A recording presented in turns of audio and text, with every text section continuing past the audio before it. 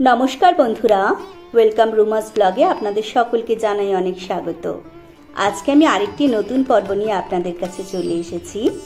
আজকের পর্বে আমি আপনাদের সামনে তুলে ধরব 2025 সালের জন্মাষ্টমী ব্রত কবে পড়েছে, অর্থাৎ পঞ্জিকা মতে জন্মাষ্টমীর অষ্টমী তিথি কবে শুরু হচ্ছে এবং কবে সমাপ্ত হচ্ছে।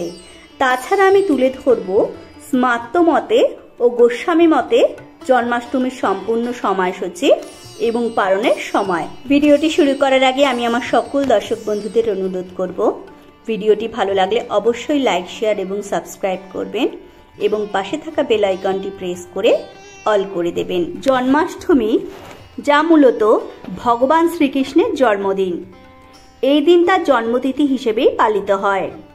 বাঙালি এবং হিন্দুদের কাছে এটি একটি গুরুত্বপূর্ণ উৎসব। এটি ভাদ্র মাসের কৃষ্ণপক্ষের অষ্টমী তিথিতে পালিত হয়। এই দিন শ্রীকৃষ্ণের জন্মতিথি উপলক্ষে শ্রীকৃষ্ণ অর্থাৎ গোপাল ঠাকুরের বিশেষ পুজো অর্চনা করা হয়। এবার আমরা জেনে নেব 2025 সালের জন্মাষ্টমীর সম্পূর্ণ সময়সূচি। 2025 সালে জন্মাষ্টমী তিথি পালিত হবে 16ই আগস্ট শনিবার।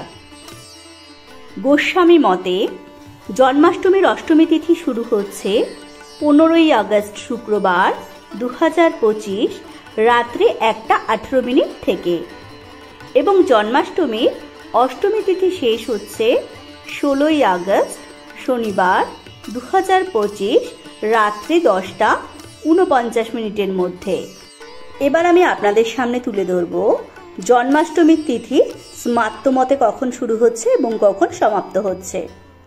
জন্মাষ্টমীর অষ্টমী তিথি স্মার্ত মতে শুরু হচ্ছে 15ই আগস্ট 2025 দুপুর 3:25 থেকে এবং জন্মাষ্টমীর তিথি সমাপ্তি হচ্ছে 16ই আগস্ট 2025 দুপুর 1:04 মধ্যে।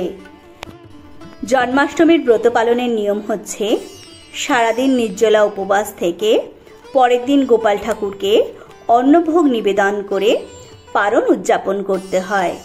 এই পারণের সময়সূচি হল 17ই আগস্ট রবিবার সূর্যোদয়ের পর থেকে সকাল 6:49 মধ্যে পারণ সম্পন্ন করতে হবে।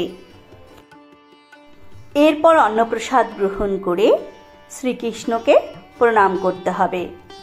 আমি আমার ভিডিওটি এখানেই শেষ করছি। আমার ভিডিওটি যদি আপনাদের ভালো লাগে অবশ্যই লাইক, শেয়ার করবেন এবং অবশ্যই একটি কমেন্ট করবেন জয় শ্রীকৃষ্ণ। ভিডিওটি সম্পূর্ণ দেখার জন্য আমি আমার দর্শকবৃন্দদের জানাই অনেক ধন্যবাদ।